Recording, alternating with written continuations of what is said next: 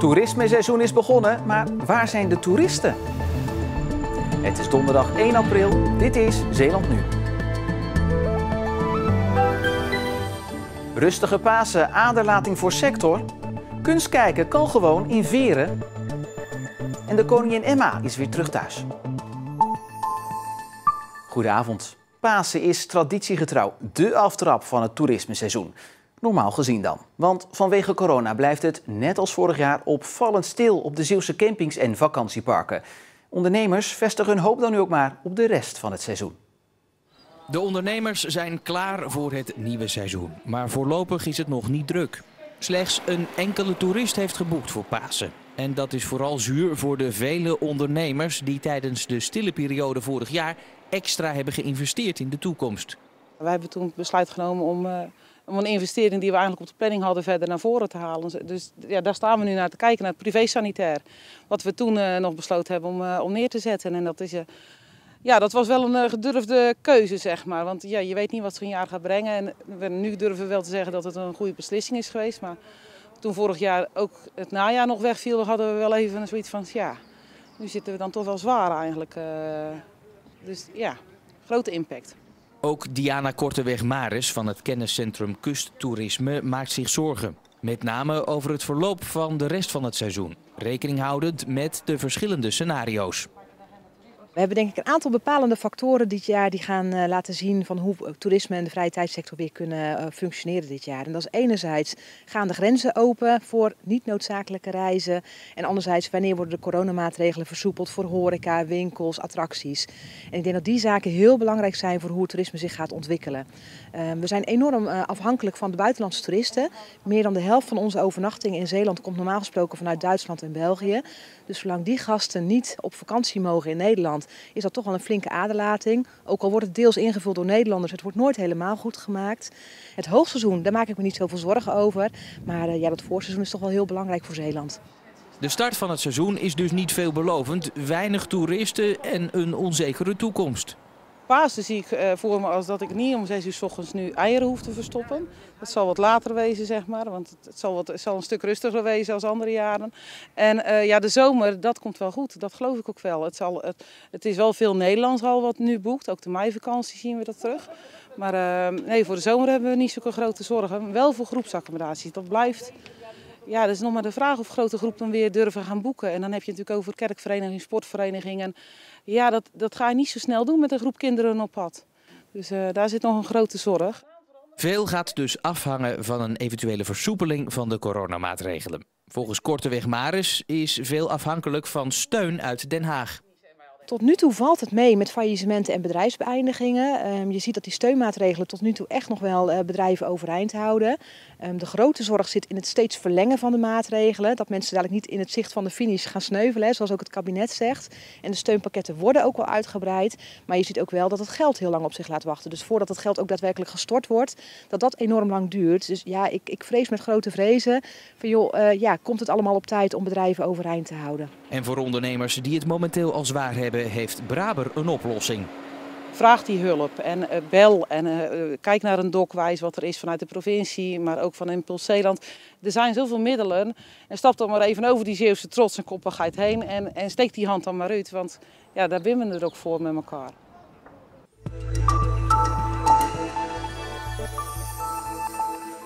Apotheken worden platgebeld door mensen die een corona-zelftest willen kopen. Maar Zeeuwse apotheken hebben ze nog niet op voorraad. De meesten verwachten deze week wel een eerste levering, maar die is bij voorbaat al uitverkocht. En dat komt mede doordat er maar 25 testen per keer kunnen worden besteld. We zijn er een beetje door overvallen. Ik heb inmiddels al een aantal mensen op de wachtlijst staan. Dus ik verwacht dat ik heel snel door die 25 tests heen ben. Hoewel de zelftest de drempel tot testen verlaagt, zijn er ook zorgen. Het kan een vals gevoel van veiligheid geven. Die test is niet 100% betrouwbaar. En we kunnen ook niet checken of iemand hem goed uitvoert en op het juiste moment afleest. Krijg je met een zelftest een positieve uitslag, dan moet er een vervolgtest worden gedaan bij de GGD. Minister Hugo de Jonge verwacht dat de zelftesten eind deze maand ook in drogisterijen en supermarkten te koop zijn. Geluidsoverlast onder water kan flink minder als schepen langzamer varen of beter worden ontworpen. Dat is door TNO onderzocht. Volgens een studie worden 150 diersoorten bedreigd door geluidsoverlast door schepen. Doordat ze onderling niet goed meer kunnen communiceren door het lawaai. Daardoor vinden ze bijvoorbeeld minder voedsel.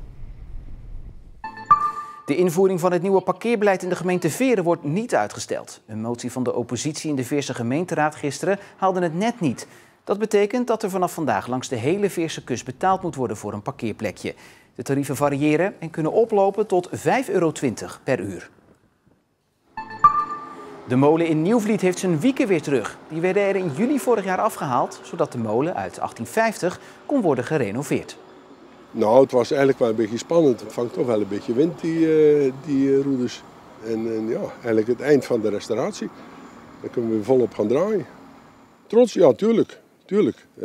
Alleen dat trots dat we het dus voor elkaar gekregen hebben als dorpje Nieuwvliet. Om dus bijna 3,5 ton bij elkaar te krijgen. Naast nieuwe roeden en een nieuwe staart zijn ook 22.000 stenen van de molen vervangen. Over 3 weken moet de molen weer draaien. Met de snijbrander en een slijptol gaan Hans Mulder en Bas Rijk de Westkappelse tank te lijf. De 2 pensionado's doen dat bij een loods in Nieuwdorp op het gemakje. We zijn nu bezig om de dekkerhoest van de tankkant af te halen, zodat die daarna gesteld kan worden en gespoten. Je zet een hele dekker daar hoest op en die moet eerst een beetje af. De tank, die al decennia lang op de Westkappelse zeedijk staat, als het walgelse symbool van de slag om de Schelde, was toe aan onderhoud. Door het weer en slecht onderhoud was de tank flink aangetast. Veel tegenslag hebben de heren nog niet gehad bij de restauratie. Nou, echt lasten nog niet, maar wel bepaalde dingen die een beetje tegenvielen. Zoals bijvoorbeeld die onderstelden van die wielstelden. Die zat echt goed vastgeroest. Eind oktober moet de tank weer in originele staat op de zeedijk staan. Op tijd voor de herdenking van de bevrijding van Walcheren. En ze is weer terug in Zeeland. De voormalige PSD-boot Koningin Emma.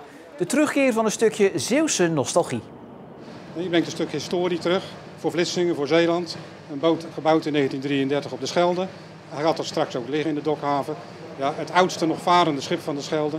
Een PSD-historie, een veerboothistorie. De terugkomst werd langs de kust door veel mensen bekeken en riep wisselende herinneringen op. Als kind vaarde ik er vaak met mij van Zierikzee naar Katseveer. En ja, ik was dikwijls zeeziek. Dus ik heb die boot eigenlijk wel dikwijls ondergekot, laat ik het zo maar zeggen.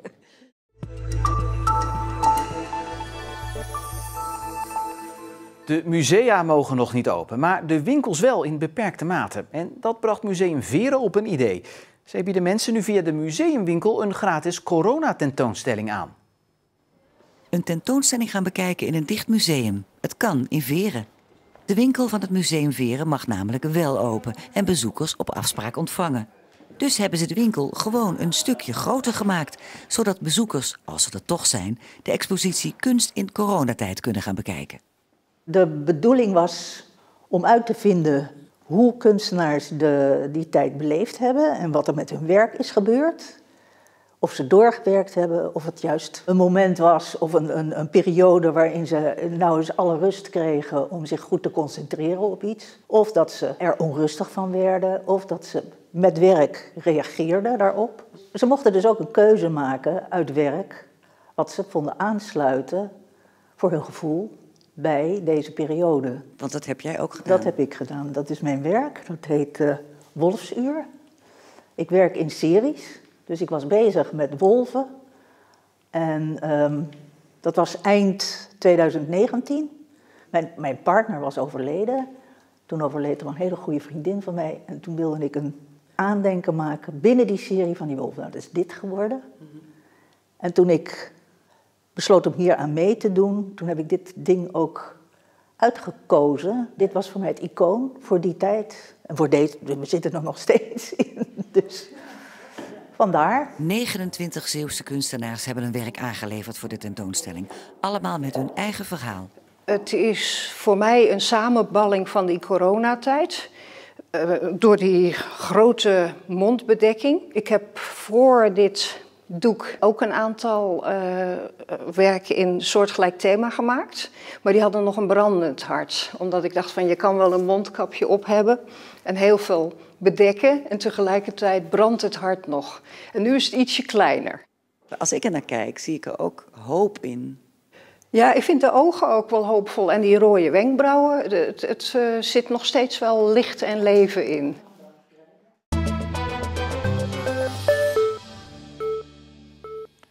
Het ligt binnenkort waarschijnlijk overal in de winkel. Zeeuws algenbrood.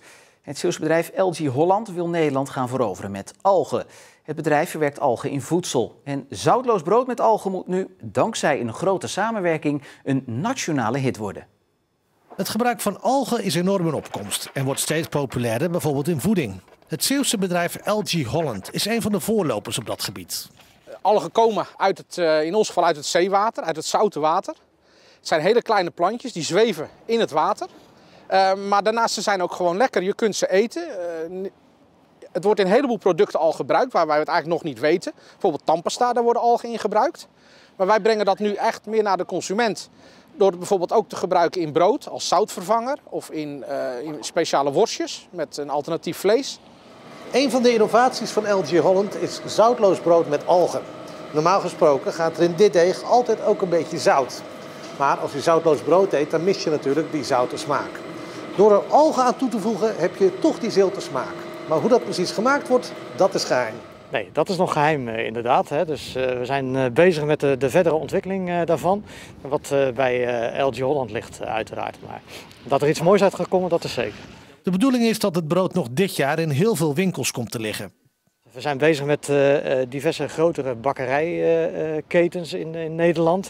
Die zeer geïnteresseerd zijn in dit concept. En die ook op zoek zijn naar die zoutreductie op een natuurlijke manier. En ja, middels deze microalgen kunnen we dat tot stand brengen met ze. Behalve het Zeeuwse algenbrood zijn er meer algenproducten op de markt. Een voorbeeld is de Alvega kroket. Ook bij de kroket zijn we uitgegaan van het reduceren van het zout. Heel veel snacks bevatten eigenlijk te veel zout. En ook door het gebruik van de bouillon in deze kroket waarin de microalgen verwerkt zijn, kunnen we dus ook in deze snack zout reduceren, waarbij je dus een meer gezondere snack hebt. De kroket is bedoeld voor de horeca, dus de verkoop liep het afgelopen jaar nog niet storm. Maar het heeft alle schijn dat algenproducten de toekomst hebben. Je ziet toch dat ons voedingspatroon verandert naar veel gezonder eten en ook zeker minder zout. Nou, daar zijn algen uitstekend voor geschikt. Hè. Het geeft smaak en het geeft geen zout. Dus ja, dat zijn echt wel unieke dingen. Ik ben ervan overtuigd dat inderdaad binnen nu en 10 jaar, wellicht nog eerder, dat we eigenlijk door de hele productlinie in het supermarktschap microalgen als ingrediënt terugzien. Het begon heilig, maar door de aantrekkende wind werd het steeds helderder en steeg de temperatuur nog tot zo'n 17 graden. Morgen wordt het een stukje koeler met maximaal rond de 10 graden en wisselen zon en wolken elkaar verder af met in de middag kans op een regenbui. En tot zover Zeeland Nu voor vandaag. Maak er nog een mooie avond van.